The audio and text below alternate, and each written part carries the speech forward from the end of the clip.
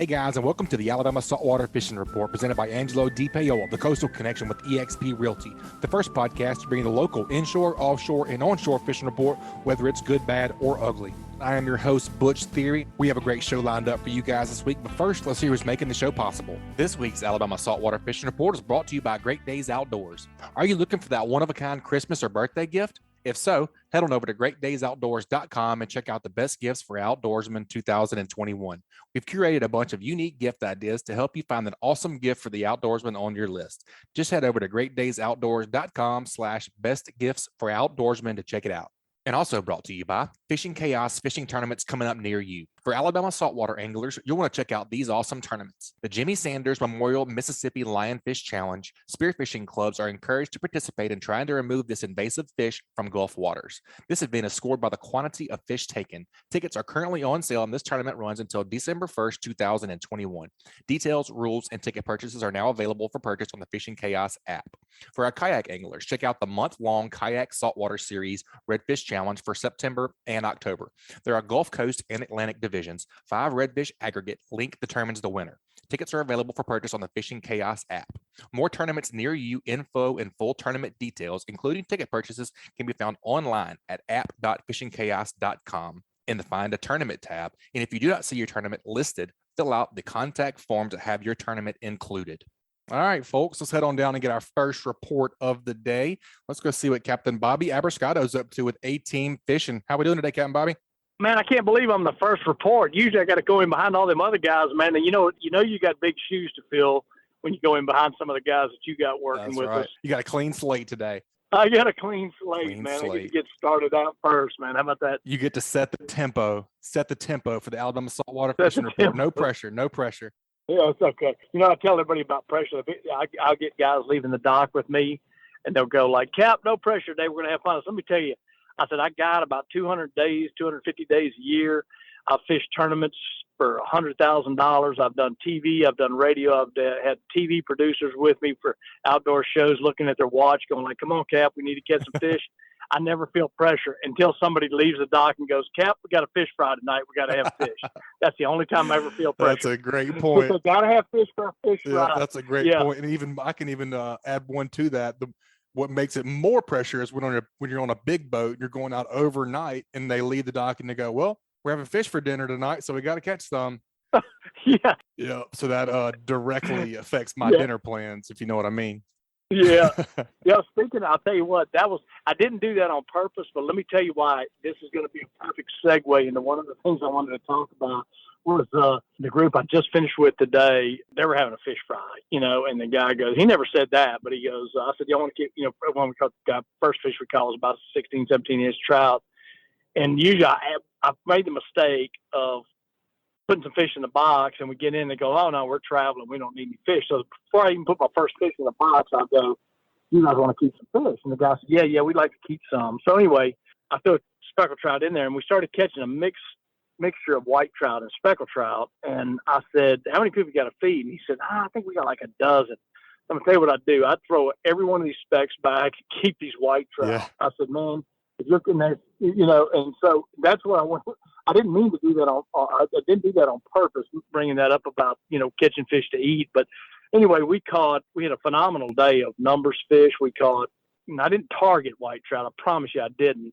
But we've had a really great crop of white trout this year mixed in with the specks, and there's some nice ones mixed in, and fishing the exact same techniques in the exact same places. If you're going to keep fish to eat and you're not going to freeze them, and I wouldn't even freeze specks anyway, man, I'll throw rocks at specks for white trout, to eat. Anyway, we were keeping them in almost all white trout for the fish fry, which is going to be, I think he said it tonight or tomorrow night. I said, as long as you're keeping them cold, they're good for a few days, and man, you won't ever want to keep a speck again. We'll take pictures of the specks. We'll take pictures of the reds. That's right. But if you're going to eat them, I'd keep those white trout. Heck yeah, they don't call them sweet trout for nothing. That's exactly right, man. And we love them. Yeah, Miss Kim won't even eat a speck. She wants the white trout. But the two keys are you got to eat them fresh, and the other thing everybody kind of knows that, but you got to keep them cold too. So if you're going to keep them, make sure you got plenty of ice, on the boat. And as soon as you start catching them, get them iced down real good. And then when you clean them, because they can be a little mushy if you let them get, not cold, but keep them real good and cold, and they'll be good and firm and pink, real easy to clean, real easy to get that skin off of. And boy, they're just great table fare, and they're fun to catch. Oh, yeah. There's no size of creel in the state of Alabama, so if you're hunting things like a fish fry, or if you have young people on the boat that just want to see constant action, that's a wonderful fish to get into. And again, this is one of the better years that I've had on those I've things, seen that too in the last month or so. Have you? Yep. Yeah. That's fun. Anyway, I just want to throw that in because we started out on that topic of keeping fish, right. But other than that, speck fishing still continues to be good. The water's I just came across the Dolphin Island Bridge heading back from the island, and it was sunny when I went across the bridge. You can just see how clear the water is, and that was just everywhere we went today was just extremely clear water. I had to pick up and drop off over at Fort Morgan today, so I ran across the bay, and man, that water was just so pretty all the way back and forth across the bay. And so I'm just keeping our fingers crossed. They're showing a little bit of a rise on the two upstate rivers that influence the Delta, the Alabama and the Tom Bigby, showing a rise, but neither showing going into flood. So man, everything's in place right now. If we don't get any kind of big slugs of rain down there, all we're missing right now, about a month from now, we get some good cold weather, man. I'm hoping that Delta fishing turns on, because we got the salinity for sure right now, to push up into the northern part of the bay and then eventually up into the Delta, and those shrimp will be right behind them. And of course, the trout will be right underneath those. Yeah. That's great to hear about the water clarity. Hopefully these tidal rivers will start getting cleaned out. Hopefully some of that local rain will stay away. I've been kind of watching that middle of the state rain, like you're talking about the flood stages on the rivers. And I don't think I was up there at the camp this past weekend, and it rained a little bit, but it didn't rain near as much as they thought, I don't think. And I think it was supposed to rain today and tomorrow up there, and I don't think it got near the amount of rain that we were anticipating. So that's got to be good for that Delta fishing, I would have to imagine.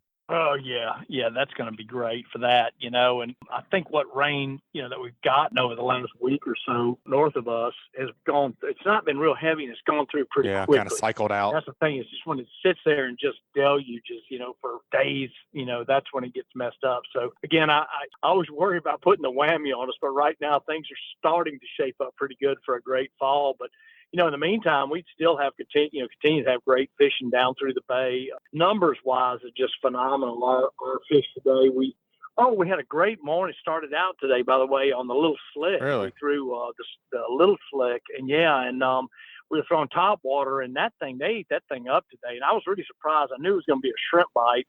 Most of our fish on voodoo's under the cork, but man, started out this morning with that. The guy was throwing that little slick. Man, that thing, I eventually had to put on for all three of us on, and man, they ate that thing up. And I was really surprised because there was a lot of shrimp. There were birds diving on shrimp, and there were shrimp flipping out of the, skipping out of the water. And I told them, usually when it gets like this, they won't touch anything but shrimp. But man, that thing did a great job for us from, just before daybreak till the sun started. So when I'd be throwing top water, they ate that thing up today. We were using the cool beans color in it. Man, I was pretty impressed. That's probably one of the better days I've had with that lure so far. And I wanted everybody throwing top water, but I hate, they're not really on top water real good for me right now. And so I hate to think I went right through some fish. I always like to have somebody on something a little different, and I was glad I did, because I would have gone right through those fish with the top waters this morning. Dang. If I hadn't had the guy throwing the little slick, Yeah, for sure. That's a great tip in itself. Keeping something a little bit different tied on to a couple of different rods, kind of working the water column and seeing where the fish are. Yep, that's right. And then really until you get really super dialed in on some fish, and get them patterned real well. As you said, that's a great tip. As I'll usually have at least one or two people throwing something different. It's pretty easy this time of year when they're on shrimp the way they are right now, is you're going to want a shrimp imitation on there. But I knew we were going to be doing that all day, and I had some pretty experienced anglers. Wanted them to see something other than a cork going down. No doubt. So we started out that way, But man, I'll tell you, I was impressed. Again, that was probably my best so far with that particular lure. No secret that just a huge fan of the full size slick, but that one right there got done for us today. Yeah, I've only fished with that one a couple of times, and that one day that I don't know how it happened, but you, Richard, and myself and Uncle Joey, the slick lure at Pure Flats, Joey Langino, went out, and he was using the little slick, and he wore us out. That's right. I forgot about that. Yeah. So actually, let me back up. The only other time I've seen it really work well is when the guy who designed the lure put it on her butt one He day did. out there. But Yep, he did. yeah, for sure, man. Well, But yeah, that's a great good news. product. And I was really hoping he would, we would have something of that size out that would really be effective. And boy, it really did the number this morning. Yeah, that's great news on the little slick, Captain Bobby. Like I said, I've only used it a couple times, but the couple times that I saw it get hot, it was pretty impressive. We like the big one, but that one's fun to work as well. So you mentioned you were on those fish. You might would have gone across them if you hadn't had the little slick on. What kind of application are we talking about? Like, were you fishing grass, or what were you honing in on? We were mostly over shell today. Didn't really get much over grass, although one of the last places I fished had some patches of grass. So it was mostly shell. And one of the key things, and I know we've talked about this because I talk about it all the time when we start talking about transitional period fishing, which is where we're at right now, or where we're coming up to, is, man, you've got to keep your eyes open for signs of fish feeding. I was just getting ready to leave an area that we caught a bunch of fish on, almost barely got the boat on plane, and I just happened to look up and saw a few birds diving out in the middle of nowhere where you could go tomorrow. I could give you the GPS number on it, and I just about guarantee you wouldn't catch anything but catfish. Anyway, and I jump it up and I run it up, and there's flow there. But anyway, and I look, and there's some gulls hovering, and they dive. When you get 2 or 3 of them diving at the same time, it gives the trout away because they're running the shrimp to the surface is what the gulls are diving on. And so we got lined up with that, got upwind from that, and drifted into it, and it was just unbelievable, phenomenal, 3 at a time. And the only reason I went to 2 at a time is I finally quit fishing and started taking fish off like I'm supposed to do. I told them, okay, guys, I got to work That's a little right. bit, And, so I jumped down there and started doing what I was really supposed to be doing. But the whole point I'm trying to make is shell and grass, which you mentioned, was the key today, and but also watching out for signs.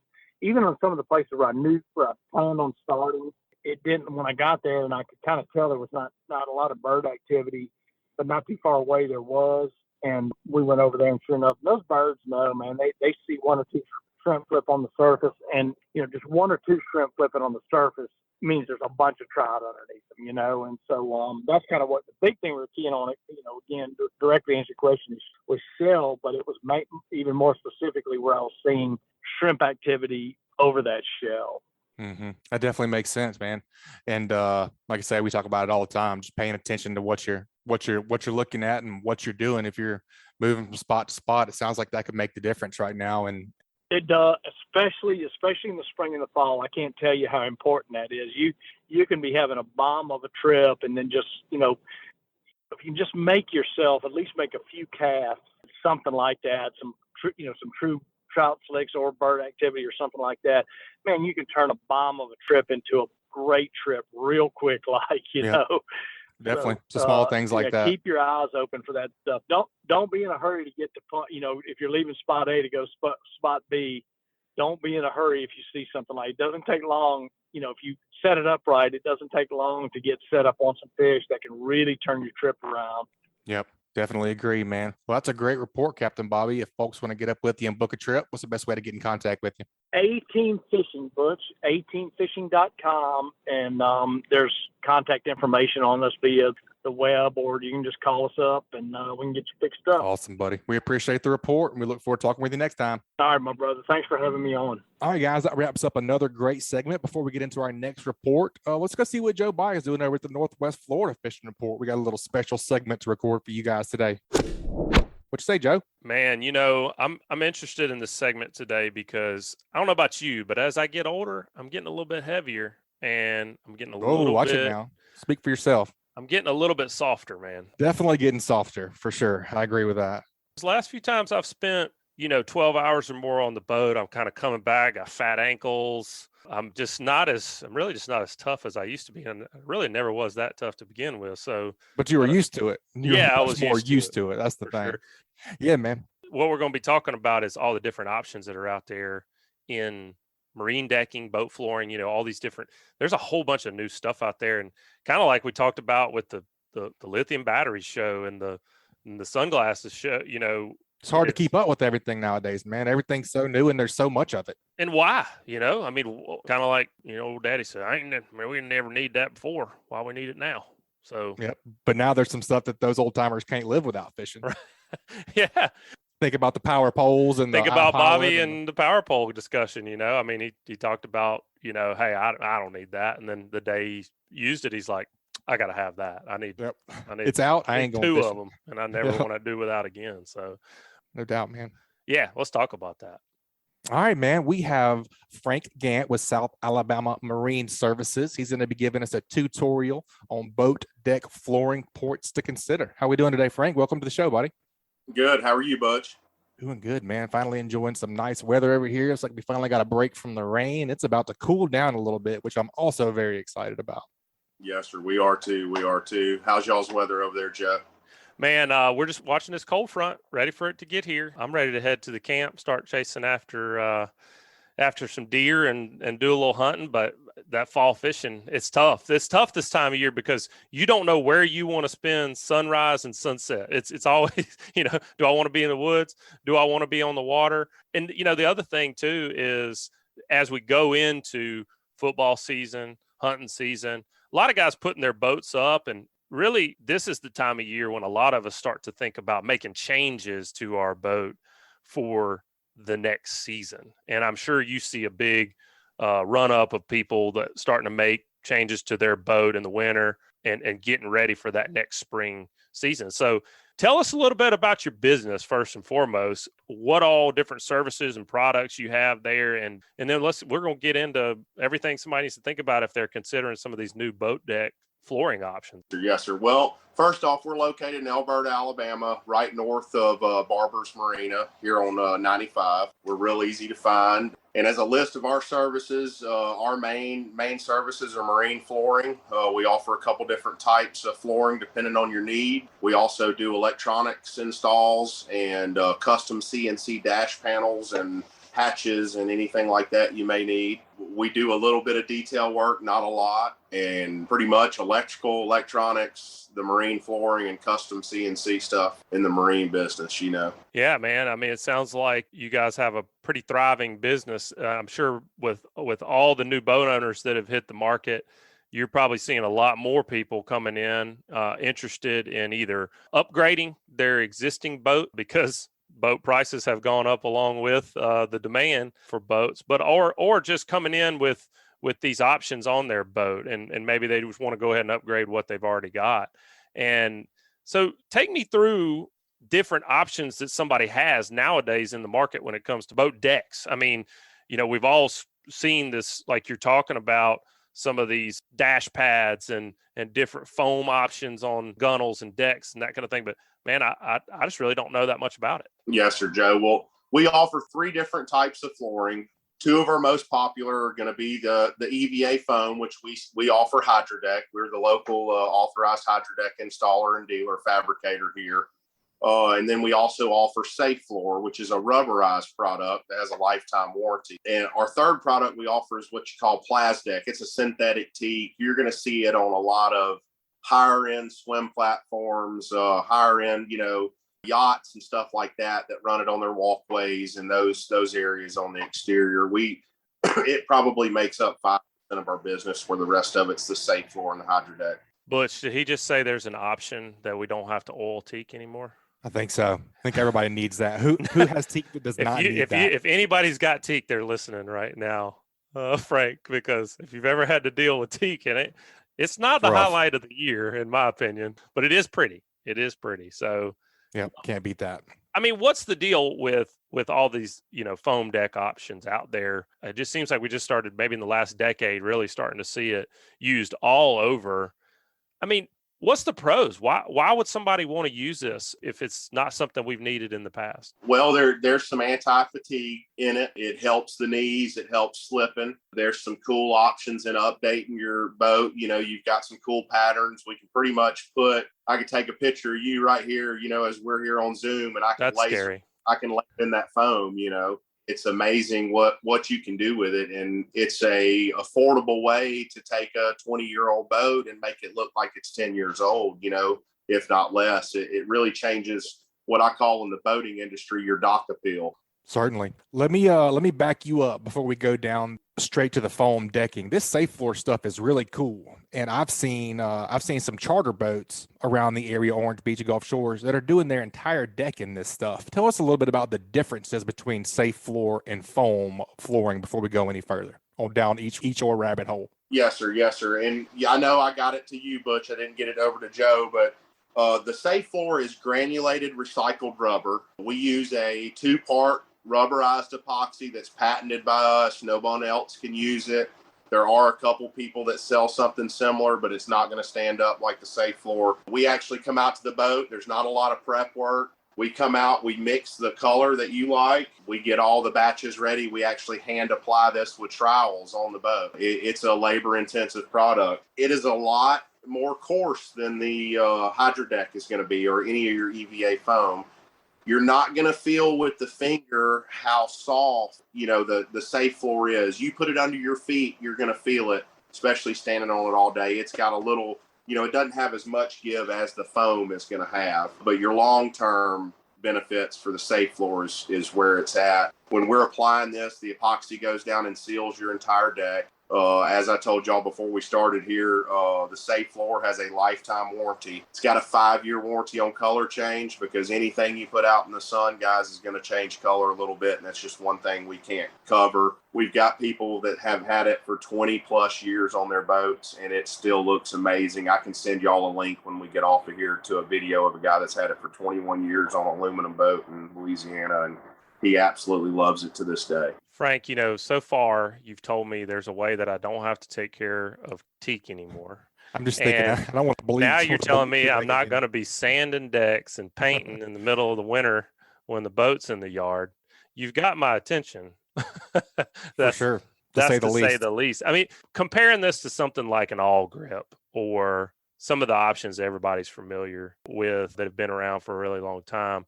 You mentioned that the safe floor has the lifetime warranty. And what about foam? Does it kind of start to deteriorate? Is that why somebody would choose safe floor over, say, the foam options out there? Or why would you do that?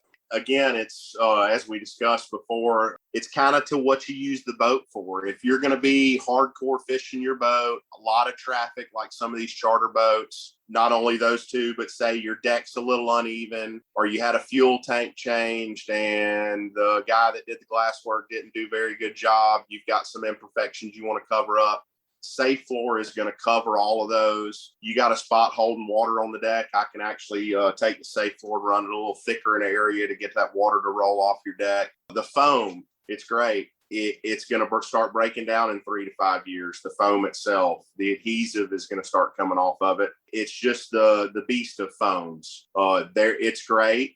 I've had it on one of my work vans outside for 3 years, and it still looks great. It's one of those things. How are we using the boat? Right. So the foam, you're going to have more maintenance over time, maybe even have to have a reapplication. Is that what I'm hearing? Yes, sir. With the safe floor versus, say, your foam options, the Hydro Deck, for example, do both still provide some of the vibration and noise reduction like we talked about in the beginning? Yes, sir. They both do.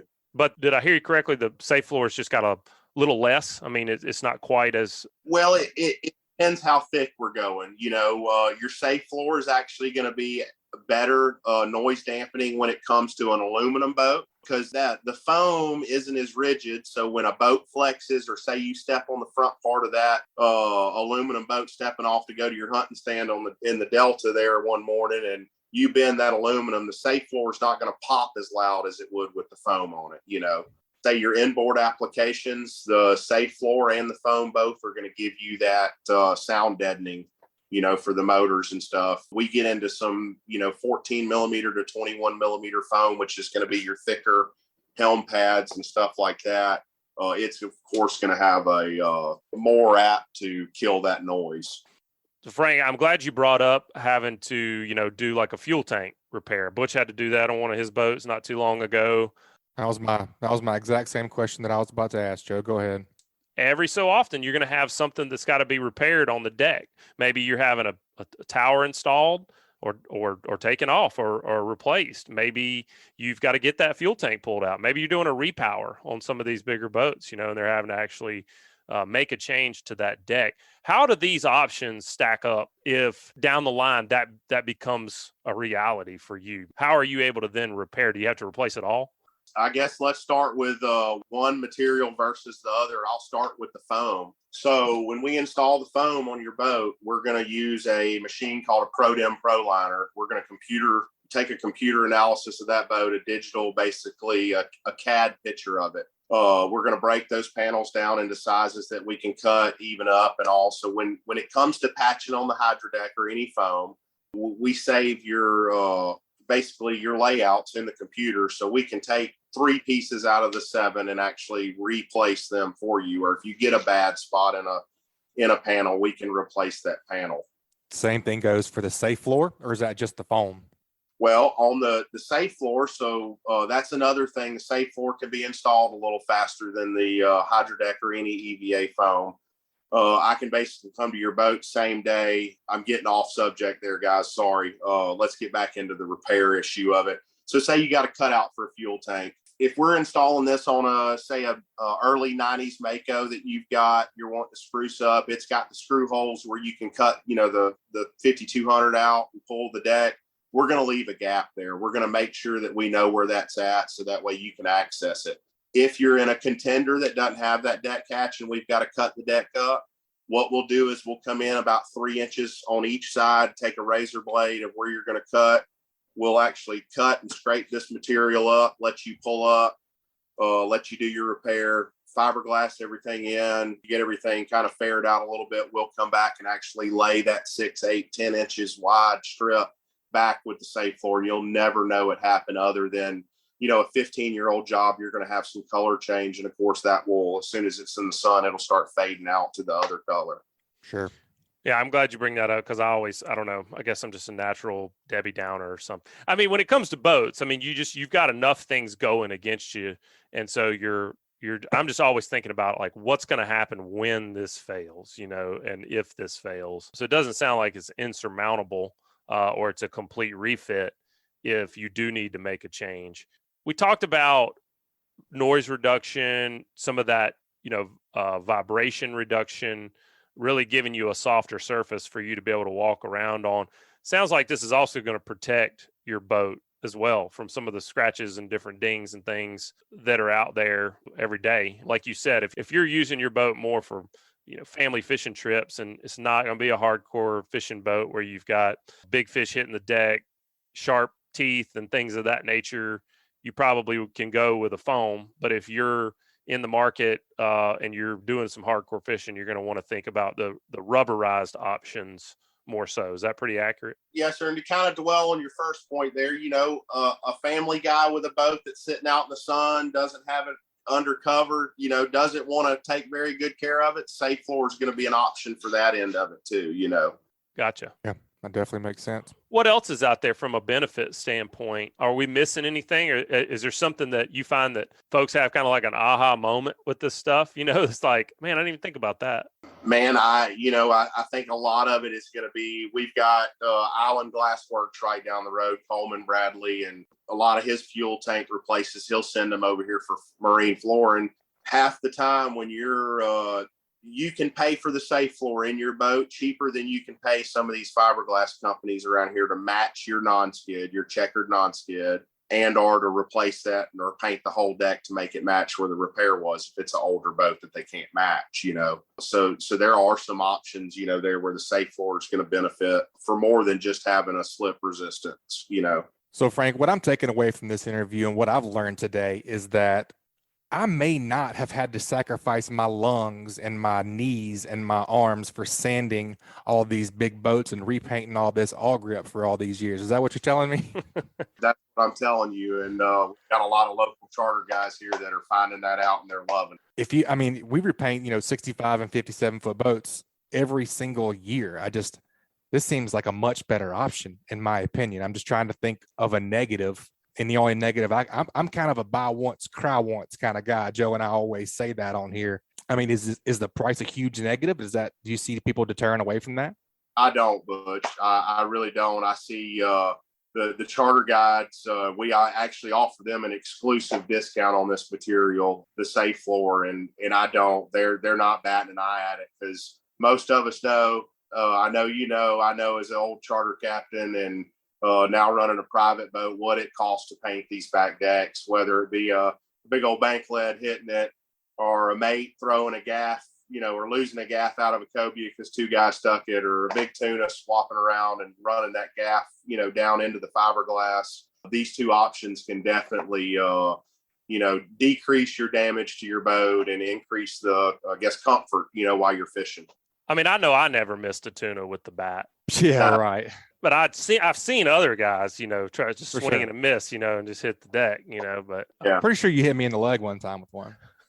I think that was actually a dolphin, if I remember correctly. It was. Hit me right in the shin. Yeah. What I'm hearing is this is going to be yet another way that as we age, we're going to be able to say, yeah, you boys, y'all just don't know how hard it was back when we were deckhanding, we had to walk. Y'all got all that fancy boat deck stuff out there now. Y'all don't have to do what we had to do. But if you said to me that I didn't have to do this stuff anymore, I'm like, sign me up, Well, strongly consider. What is a range? Like if somebody is wanting to get in and think about this, what kind of cost are they looking at, Frank? On the safe floor, you're looking at $18 a square foot. Now, again, military, firefighter, police, charter, all get a special discount. So it's going to put it around $15 a square foot. And on the hydro deck or your foams, you're probably going to start out in the 28 range and go up to the 36 range. Man, if you said, Joe, I would have paid Capt I'll take that out of my tip. $18 a square foot to not have to do that. You know what I mean? Well, man, thanks for sharing some of the really the pros and cons of these different options that are out there, and really telling us about something I didn't even know was out there until today. I just kind of all thought that all the foam was the same. It sounds like there's really a decision to be made, and lots of good options depending on what kind of use you've got for your boat. If folks want to get up with you and maybe look at getting their boat in to maybe make this upgrade or consider it, what's the best way to reach out for them? Where all do you cover? I mean, we've got a lot of folks listening to the show that, they're not necessarily right there on the coast. They're coming in from all different areas. So where are you able to actually service and make these upgrades for folks? We're covering from Mississippi, Alabama state line all the way over to Tallahassee, Florida, of course, to the north state line of Florida, up into Alabama, all the way to Huntsville. So we've got a broad range here. Awesome, man. If people want to get up with you and get a quote, what's your website and what's the best phone number for you? The best number is going to be 251-232-9440. And best way to find us is on Facebook under South Alabama Marine or Safe Floor of Alabama.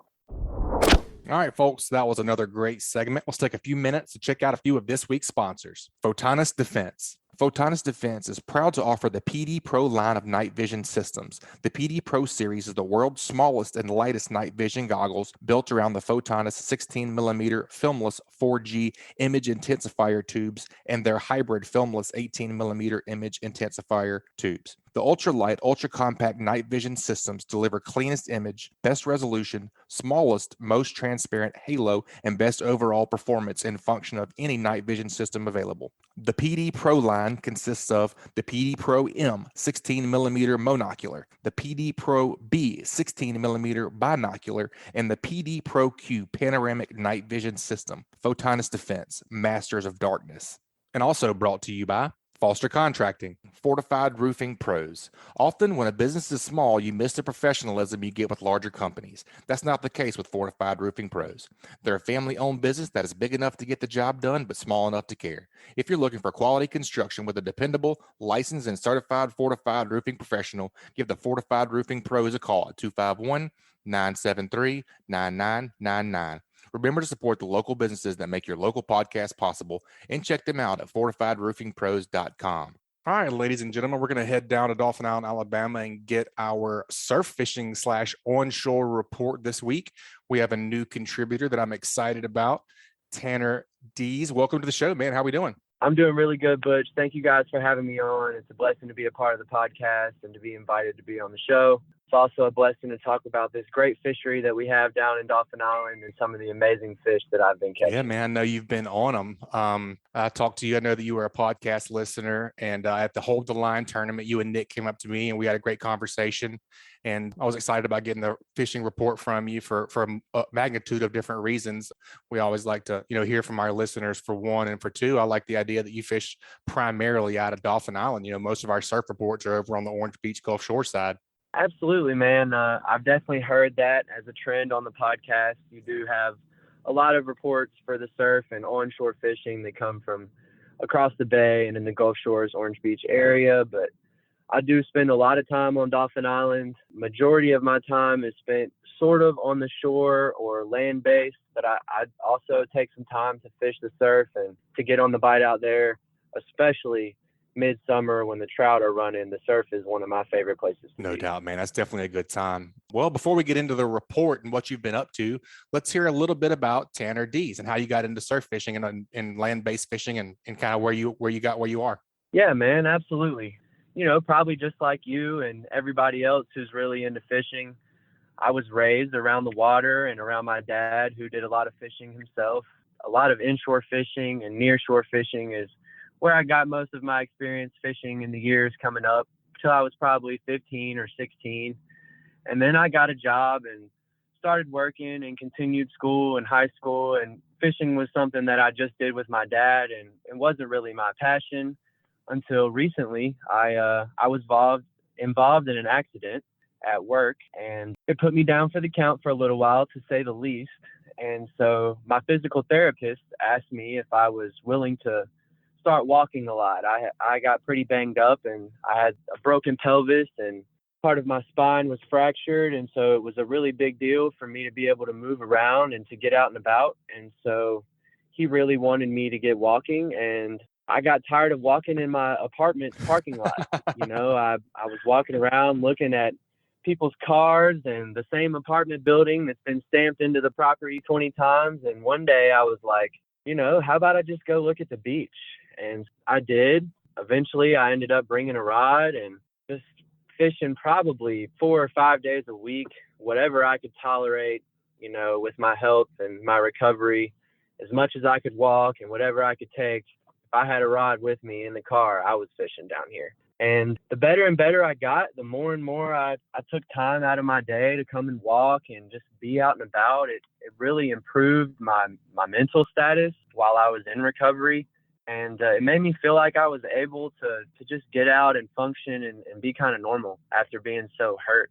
And eventually I picked up tools of the trade from here and there and spending a lot of time out here. And I really started catching a lot of fish, and I just fell in love with fishing, the water, the fish, the area, learning how to do it, artificials, live bait, whatever I can do to catch fish. It turns me on, man. I love it. Everybody who's listening to this probably feels the same way. Man, that's a really cool story. I love how fishing was integrated into basically rehabilitating your health, man. That's awesome. Glad to hear you're back on your feet. And I think you told me that day you fished the line tournament. You walked like 10 miles covering ground.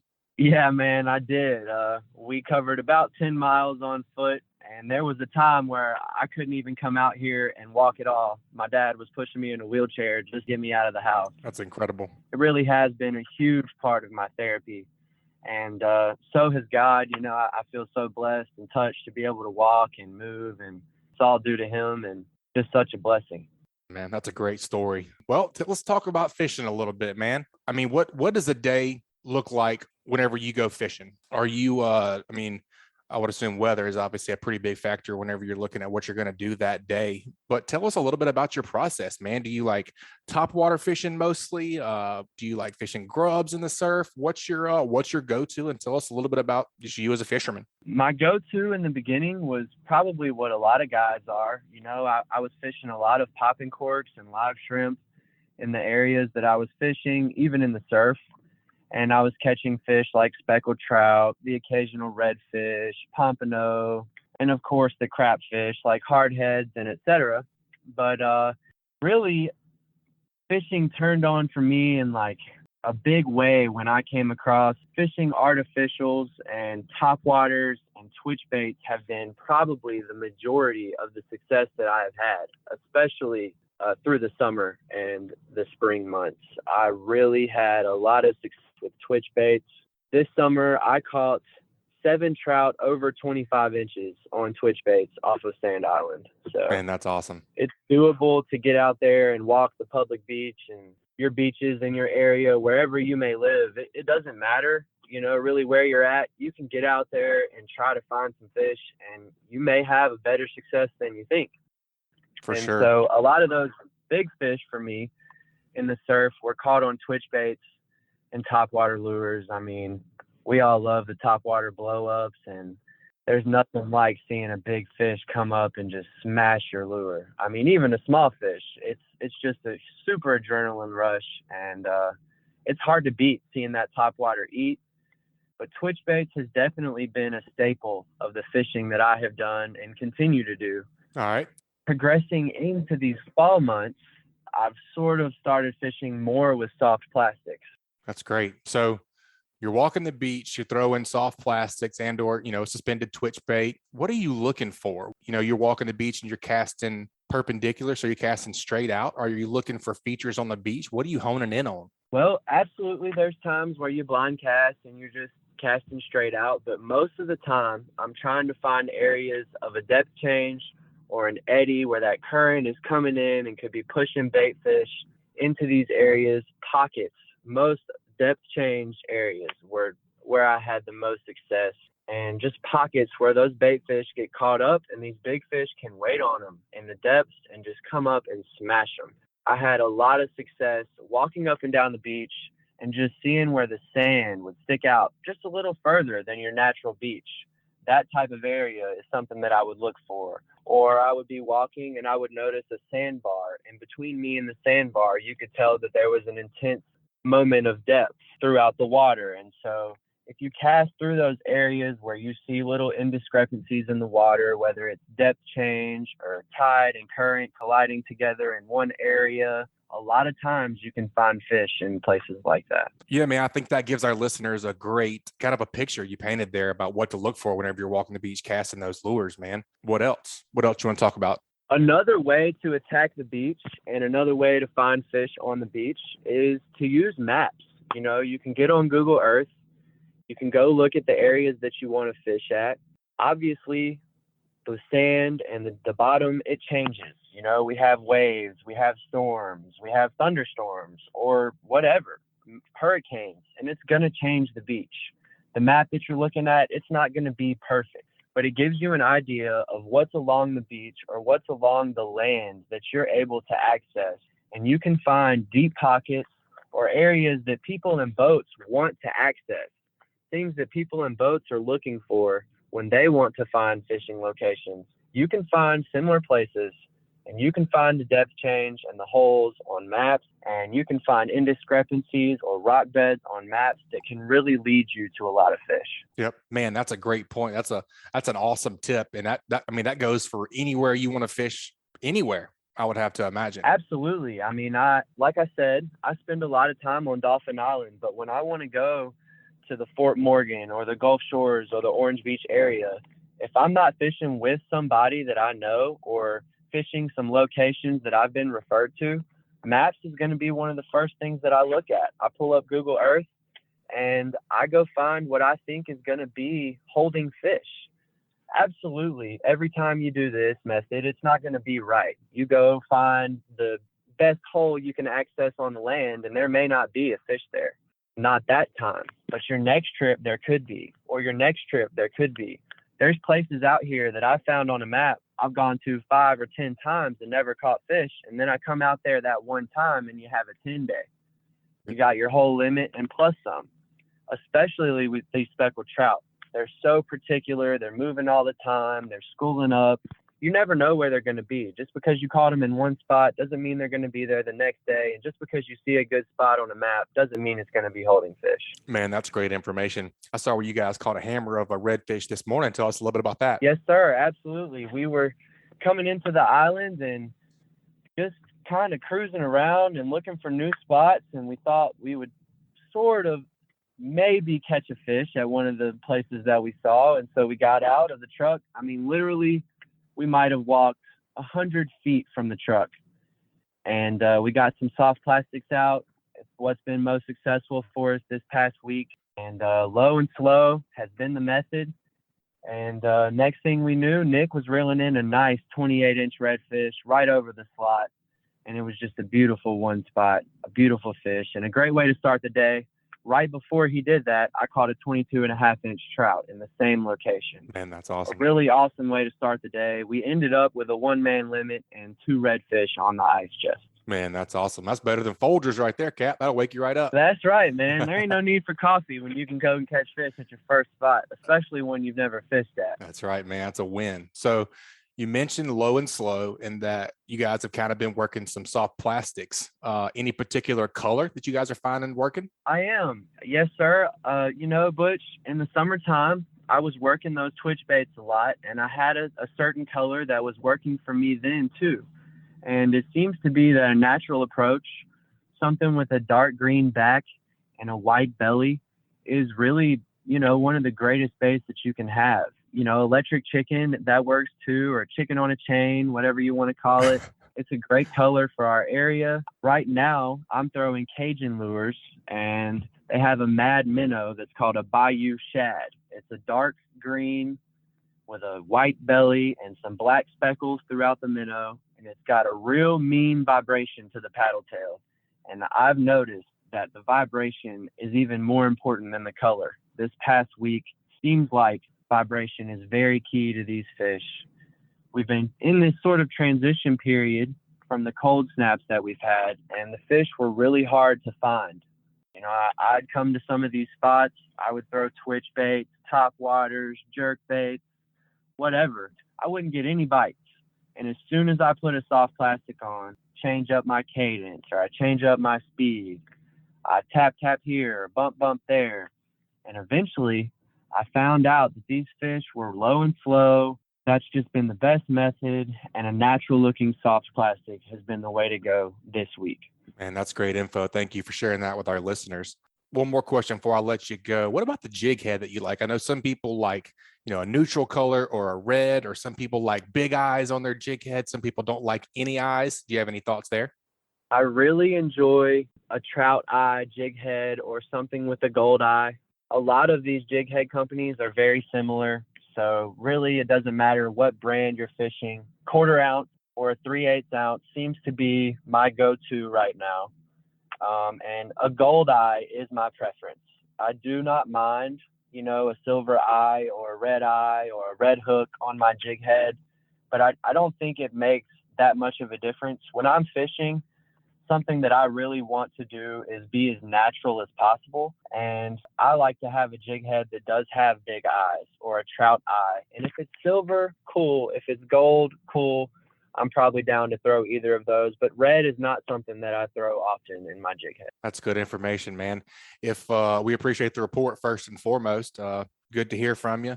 And if people want to follow you on Instagram, I know you have a cool Instagram. You and Nick, I know Nick takes some really cool pictures, and you guys fish a lot. That's his Instagram is what, at Nick's Eubank Photography? Yeah, man. Nick Eubanks Photography. He's the outdoor photographer guy that I met along the beach one day, and we started working together, and it's really turned into a beautiful working relationship. He does a great job on these outdoor photos and a great job editing his photos, and the photos that he takes, he just knows what he's doing. He's very professional, and they always turn out really well. If you ever want to see any of his work, his Instagram is Nick Eubanks Photography, and my Instagram is Dolphin Island Fishing. We post a lot of fishing content. I post a report as well as photos that Nick or I have taken throughout the days that I've fished, and I kind of witness what I've been doing and what I've been fishing with, really similar to what you guys do here on the podcast. I kind of post up pictures of the fish and what's been going on in my area, and it's been really cool. It's been really awesome to interact with other anglers. It's giving me a learning opportunity, giving me interaction to meet people like you and other fishing friends. And so if anybody wants to interact on the Instagram, please do. Dolphin Island Fishing is where I'm at, and I would love to hear tips or info or questions, whatever you guys Awesome, man. That's a great report. We look forward to following on Instagram, and we also look forward to getting the land-based report from you sometime soon coming up, man. Thanks for being on the show, and thanks for sharing all your information with our listeners. Absolutely, man. I can't wait to do it again. Hopefully I'll have a couple of these really good days, 2 or 3 days this week that I've already gotten 2-man limits. So maybe I can tell somebody about it next week. Heck yeah, man. Look forward to it, Tanner. Thanks again, buddy. Yes, sir. Y'all be blessed. Thank you, Butch. Well, that's another awesome report, and it was brought to you by Killer Doc. Killer Doc. As anglers, we put a lot of time, money, and passion into fishing, but most of us do not have a fish cleaning station that we are proud of. Many of us are suffering from dock dysfunction. A rotten table with rusty metal, this is just no good. But the dock enhancement that we've all been waiting for is finally here. Killer Doc uses marine-grade aluminum to make fabulous fish cleaning tables and stunning canopies that will keep us out of the sun. Killer Dock combines durability, function, and design to uniquely upgrade your entire dock experience. Visit killerdock.com to see more. And also brought to you by B&M Pole Company. B&M Pole Company is the leading manufacturer of crappie poles in the world today. Their product line has evolved to include top quality gear for anglers who fish more than just for panfish, including their Sam Super Salt series designed for shallow water fishing for trout and redfish. These rods will deliver everything you need to catch these inshore fish at a great price. The genuine Portuguese cork handle feels great in your hand, and the exposed blank and touch system will add unbelievable sensitivity. Stainless guides are durable and flow smoothly. Check out their whole lineup at bnmpoles.com. All right, guys, that was another great segment. Before we move on to our next report, let's go see what Joe Baya is doing over at the Northwest Florida Fishing Report. He and I are going to be talking to Thomas Hilton, Realtime-Navigator, to get those offshore snapshots from Hilton's offshore charts. What you say, Joe? What's going on, Butch? Oh, man, let's go get an offshore snapshot. It's been a little while since we've had Mr. Thomas Hilton on both of our shows. Welcome back to the show, Mr. Thomas. How we doing? I'm doing great. Butch, how are you, man? Doing good, man. I like my fishing, kind of getting into the hunting mode a little bit. Was up at the farm this weekend, kind of getting dirty and good, man. I think we have a cool little cool down this weekend. As we know, that's going to kick off some stuff for fall fishing. Yep. How are you guys doing over at Hilton's Offshore Charts? Everything's good, man. I love this time of year. It's starting to cool down, but I mean, the fishing's still really good offshore. You got other people they're focusing on school and hunting and stuff like that. So you're not getting as much football. Yeah. So you're not getting as much traffic out there, and the fishing's still plenty good, and it's cooler. This summer, I almost had a heat stroke out there one day. It was so calm and hot and flat. And man, I was like, I couldn't drink enough water, Yep. But this time of year, I love it, man. I love being out there, and it's less, I like being out there by myself a lot. Just my boat. I hate fishing in a crowd. Yep, it's definitely that time of year for inshore and offshore. Fishing's heating up, and the cooler temperatures are cooling down a little bit. We had Captain Nick Millsap on the show not too long ago, and he was talking about all the white marlin they've been catching over off the east side. Man, what an incredible year for those guys. Right. Yeah, it's this time of year is when they'll come up into the nipple and that area, the 131 hole, and they got this blue water. There's a big pocket of blue water up in there right now, starting around the fads and then extending up to the 131 hole elbow. Of course, the spur, and there's some green water inshore over there for sure. I just had a friend, Captain I've fished with quite a long time. He's got a new gig down in Ocean Reef down Miami way out there. They got a 68-foot brand new 68 Viking, and they came over this way this weekend just to kind of try it out, and they had pretty good luck out along that edge of the current. There's a big color change out there, blue to green, out around the Q5000 and Blind Faith to Devil's Tower. That's kind of the stretch where the action was for him, and I think they raised around 6 billfish, blue marlin and white marlin. Wow. But that's right on the edge of the current, and they also have a good color change. And the color on the drill ship out there, the Ocean Black Hornet, was kind of a fishable green. There's a defined weed line right there at the Q5000. Of course, this is Sunday, a couple of days ago now. But Devil's Tower had the warmer water, which was also bluer. So that little stretch right along that edge of where everything was happening and collecting was where they had most of their action. They had gone out to the fads, I think 2 or 3 days before, and raised a couple of whites and caught some Dorado. Tom, you're talking about the fads, you're talking about floating oil platforms, and we're thinking about structures that are on the sea surface when we think about those things. And we've talked on here before at length about how, you like to match up a known structure like the fads or any of these oil platforms with satellite imagery on for altimetry and chlorophyll and surface temperature to help you kind of stack the cards in your favor to be able to find these pelagics that roam out there. So stepping away from the known structures of the fads and the oil platforms like we're talking about, how could somebody use sea surface temperature charts or satellite imagery like what you provide to identify other structures such as rips that have formed? Can it help you find these things like rips and weed lines and things of that nature? Oh, yes, sir. Absolutely. Now there's a other service out there. I won't name any names, but they claim that they can put you on a weed line. They can pinpoint specifically, just saying, hey, we can put you on a weed line. Well, there's a couple of problems with that statement because, number one, the technology is here to detect sargassum, but it's just not timely enough, and the resolution is just not here yet. So we can show you where a temperature break will be, where if there's weed out there, that will be a weed line. If it has, you can tell by how well formed it is. If you have really nice definition, really good organization, really sharp edge is really what you're looking for. That's going to be a really good chance that there's going to be a weed line there. I just can't guarantee you that there's weed on it. And then you'll see some lines that kind of break apart. They'll kind of disperse. So the temperature break will feather out over a distance of miles. So it's not very well defined. So that's really a lot of times where you have a lot of broken weed and makes it for really hard fishing. So using the tools on Hilton's, you can, and your best, to answer your question, the best imagery to find temperature breaks where weed lines would be is the sea surface temperature imageries. And we give you the tools to go in and filter the data so that you can refine it and sharpen the image and make it more usable. I did a seminar out of Morehead City, North Carolina, about 12, 13 years ago. And over there they've got the Gulf Stream comes up and meets. It's a very warm Gulf Stream, comes up and meets this very cold Labrador current coming from the north.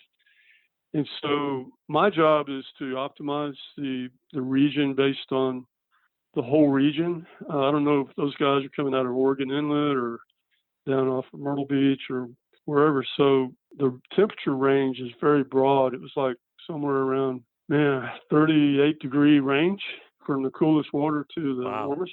Wow, that's crazy. And so it showed a very good, well-defined edge that any sea surface temperature service is going to show you that primary break. It's there. I mean, it's very dominant. But what I showed those guys was when you're able to squeeze the range, the thing about sea temps is the broader your range, the more diffuse and less usable the data becomes. So we give you the tools to squeeze it and narrow that temperature range. And the more you narrow it, the better defined and more focused it becomes. So I took it from a 38-degree range down to like an 8-degree range. And so what that showed was there was a really nice, well-defined 2-degree break on the Big Rock and the 90-foot drop area that was virtually indiscernible on the original shot because of the range was so broad. Yeah. And so what this does is it gives you more information. So you can go join everybody else that's fishing on that primary break, or you have the knowledge, hey, I can slide over just a few miles and I can fish this very productive edge without spending a lot of time and fuel, searching for it. I understand exactly what you're saying. You're getting rid of a lot of water, really, is what you're doing. Right. I mean, you're saying Can't cancel on water. Yeah. Hey, don't focus on these areas. Focus in on these areas. And if I heard you correctly, I want to go back to something you just said. Did I hear you say that if you're looking at areas of similar water where you're saying, hey, look, any of this could be good in here, like maybe you've got 2 or 3 areas identified that could be a rip, could be a weed line, like you say. Are you then looking for the other factors like bottom structure? Like you mentioned, bottom structure, maybe that's going to be the area you would go that day. Chlorophyll. Or you're adding that kind of stacking the deck again. Yeah. In fact, on days where you have a really good clear shot, which those days have been kind of sparse lately due to all the storms and everything out there. But when you get a really good shot over a broad area, you can make multiple custom shots based on different game plans. So let's focus in on the edges and these rips that are on the shelf. And let's go looking for some wahoo. And so I want to see where those edges and rips are relative to structure, bottom structure, whether, wrecks or big rocks or even the shelf. So I want to, I'll have that in my back pocket. And then to say, all right, well, plan B, you know what? Now that we've got our wahoo, let's go further out and let's look for marlin and dorado and so forth off the shelf. And so you can customize and take that one that is further offshore with you as well, that you'll have that in your back pocket that you can pull up when you're ready to head up that in that particular game plan. And so let's say, and for instance, if you have an edge that's running perpendicular or maybe even along the shelf, those intersection points of the surface structures and the bottom structures are of note, because you have some fish that are following the bottom structure like the shelf, and then you have some fish that are following the surface structure. So these intersection areas are where you have kind of a bell curve of fish. You'll have a higher concentration of fish, and your chances of success increase. I like it. And then for folks that, have a limited range or maybe a limited time period, that's invaluable. Just say you're leaving out of Dolphin Island or you're leaving out of Destin, and hey, I'm doing a day trip. My boat's got this much range.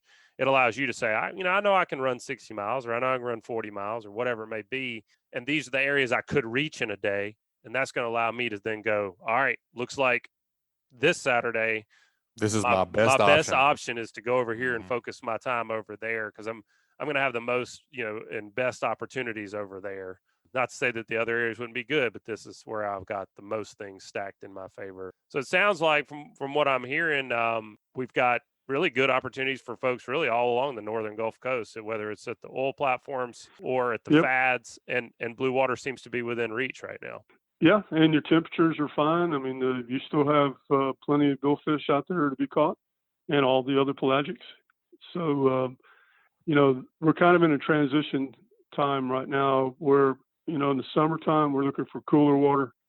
And now we're starting to transition into the time where we're looking for warmer water, and so are the fish. And then that'll continue through the spring.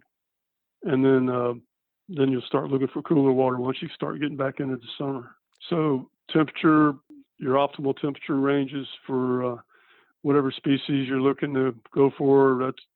You want to make sure you're within that range. You want to look for some good current. Not too much. You don't necessarily want to be out in the middle or out along that monster, that big warm core eddy that's been out there for quite a while.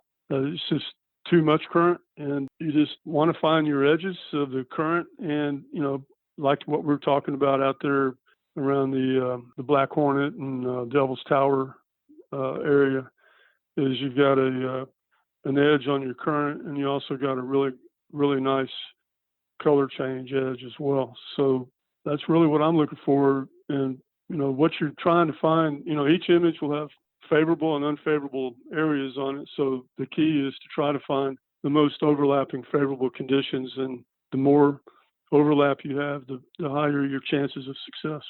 Absolutely. That makes great sense. It's always fascinating talking to you, about this stuff. And we could talk about it, golly, for the whole podcast. And the funny thing about that is it'd be different, a day from now and 2 days from now. I mean, you got to keep tabs on this stuff really every day you go out. So if folks want to do that, if they want to check out everything that you offer, how can they reach out to you guys? How can they find out more information about, what setup's going to be right for them, where they fish? I mean, this is not just a Northern Gulf thing. You do this all over. What's the best way for them to reach you? HiltonsOffshore.com, and go to contact page. It's got my cell phone and my email address on there. And if you contact me, I'll try to, if I'm not there to answer the phone, I'll call you back, and I'll certainly return your emails as well. But I encourage all of my subscribers, and I've got quite a few of them, if they have any questions, any issues using the service or the nav app, to please reach out to me, and I will answer them to the best of my ability. It doesn't take too many calls, maybe 2 or 3 at the max. And after that, it's kind of like riding a bike. People, there's a learning curve to it, but it's really not rocket science. Well, Tom, as always, man, thanks for joining us. Thanks for sharing your knowledge, and thanks for being a sponsor of the podcast. You're the reason why this is all free every week for everybody, and we appreciate you. Yeah, thank you, Joe. Appreciate everything you guys are doing, for sure. Thanks, Mr. Tom. Look forward to talking with you next time. Yes, sir. Thank you.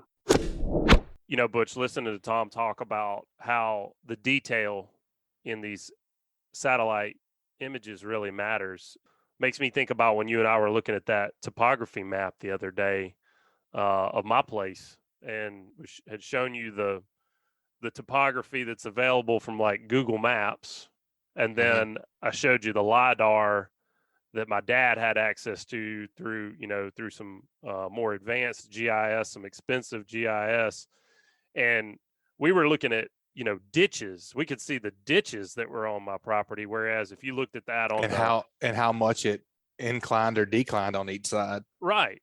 It's crazy. Whereas if you were looking at that on Google Maps, it all looked like it was the same elevation. Flat land, yeah. No detail. But I mean, that was the difference between where you'd put your tree stand and where you wouldn't. Right. Otherwise it looks featureless.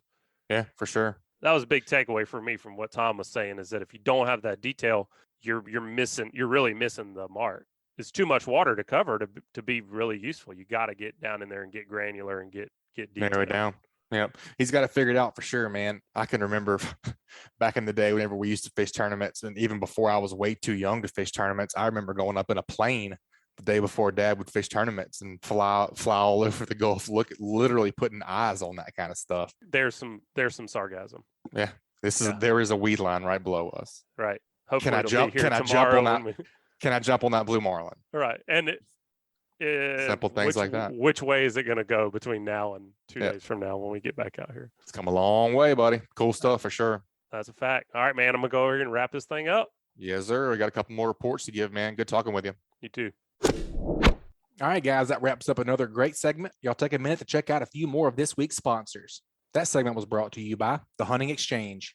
The Hunting Exchange. In this day and age, we all know it is a struggle to sell hunting equipment on a large social media platform, and that's where The Hunting Exchange steps in. Hunting Exchange is an app for iOS and Android that gives you a one-stop shop to buy and sell your hunting gear. Whether you're looking to sell your bow, broadheads, technical apparel, stands, saddles, or anything in between, this secure platform allows you to buy and sell gear with confidence. As a buyer, each dollar you spend is insured by PayPal, and as a seller, there are no hidden charges like other platforms, and listing items is also free. Gone are the days of having listings removed from Facebook and worrying about being banned and removed from groups for wanting to sell something as simple as your bow or knives. So head on over to the App Store or Google Play and experience a new hassle-free way to buy and sell hunting gear by downloading the Hunting Exchange app today. And also brought to you by Fish Bites. Are you tired of scrambling for bait whenever you decide to go fishing? Have an artificial bait that's better than live bait, ready to go at a moment's notice with Fish Bites. It's easy to pack and travel with and shelf stable, and not to mention tough. With Fish Bites, the bait stays on the hook and the fish stay on the bait. Check out the full line of scented saltwater and freshwater baits and tackle at fishbites.com. All right, we got to do What Did You Learn before we get out of here today. Since I'm flying solo, I'm going to make it short and sweet. I really enjoyed Tanner's segment about land-based fishing. I thought it was really cool how he has integrated fishing into his mental and physical rehabilitation. I think that's really cool. Fishing is therapeutic, and it's funny how it works in different people's lives in different ways. What I took away from this week was Tanner doing his homework whenever he is picking a spot that he is wanting to fish, looking at those Google Maps, looking at Google Earth, looking at the sandbars and the jetties. And like he was saying, that stuff changes periodically, but it's also a great starting place for whenever you're planning out your trip. This sandbar here juts out there. There's a deep hole here. That's a great place to start. And, have a 1, 2, 3, 4, 5, have a plan A, B, C, D, and E. That's a great place to start. That's a great place to start planning your trips. All right, guys, that wraps up another great segment. Let's take a quick break where I'll check out a few of this week's sponsors. That segment was brought to you by CCA Alabama, a great way to support conservation projects like the Claude Petite Flounder and Speckled Trout Hatchery in the University of South Alabama Cobia Tagging Project is through the purchase of a distinctive CCA Alabama saltwater fishing license plate. You guys head over to Alabama Department of Revenue's distinctive license plate page at revenue.gov to get yours. And also brought to you by Dixie Supply and Baker Metalworks. Dixie Supply and Baker Metalworks are proud to be your metal roofing headquarters for over 40 years. Save time and money by buying from the most reliable manufacturer on the Gulf Coast. Buy it today, pick it up today. With the addition of their new store in Cantonment, Florida, they now have 8 locations to serve you. Dixie Supply and Baker Metalworks, your metal roofing headquarters. All right, folks, that's going to wrap it up this week. You guys, please subscribe, rate, and review wherever you listen to podcasts. If you'd like us to email you the podcast each week, just text the word fishing to 314-665-1767. Again, just text the word fishing to 314-665-1767. Subscribe to our email list, and we'll send you the new show each week. We'll see y'all next week. You guys keep whacking them. Be safe out there. This Alabama Saltwater Fishing Report was brought to you by Mustad Fishing. 1 in 4 hooks in the world is made by Mustad Fishing. See why they're the best-selling hook brand. Enjoy 25% off your next order at mustad-fishing.com by using code GREATDAYS at checkout. And also brought to you by boaterslist.com. If you own or run a boat, you know how difficult it can be to find the right company for the task at hand. Sign up at boaterslist.com to find a company to work with on your next boat project. And also brought to you by Bucks Island. They have new pontoon boats, bass boats, bow riders, and aluminum boats for sale. They provide boat service on all kinds of boats, even if they weren't purchased from Bucks. Visit them at 4500 Highway 77 in Southside, Alabama, or give them a call at 256-442-2588. And also brought to you by SunSouth. For quality John Deere equipment affordably priced, visit your neighbors at SunSouth. Visit your local SunSouth and check them out on the web at www.sunsouth.com. This week's Alabama Saltwater Fishing Report brought to you by me, Angelo DePaola, The Coastal Connection. Find us online at thecoastalconnection.com. And also brought to you by Advanced Transmission in Spanish Fort. Give the professionals a call who have been trusted on the Gulf Coast for over 25 years at 251-626-6061 or check them out online at www.advanced-transmission.com. And also brought to you by Test Calibration. Test Calibration is your source for sales and service of diesel turbochargers and fuel injection systems since 1976. Contact them at 800-822-0057 or visit them online at testcalibrationdieselandturbo.com. This week's Alabama Saltwater Fishing Report has been brought to you by Hilton's Realtime-Navigator, bringing you the highest quality online satellite fishing chart since 2004. Your source for sea temps, altimetry, currents, and watercolor at hiltonsoffshore.com. And also brought to you by MB Ranch King hunting blinds and feeders are built to last, right here in the USA. They offer high-quality, easy-to-use corn and protein feeders that can be filled with both feet on the ground. Call Kevin today for more info or a quote at 205-807-2937. MB Ranch King, built in the pursuit of perfection. And also brought to you by the Alabama Marine Resources Division. The Alabama Marine Resources Division reminds all recreational anglers that gray triggerfish, greater amberjack, or red snapper must be reported through Snapper Check prior to landing the fish in Alabama. For more information about Snapper Check, please visit OutdoorAlabama.com.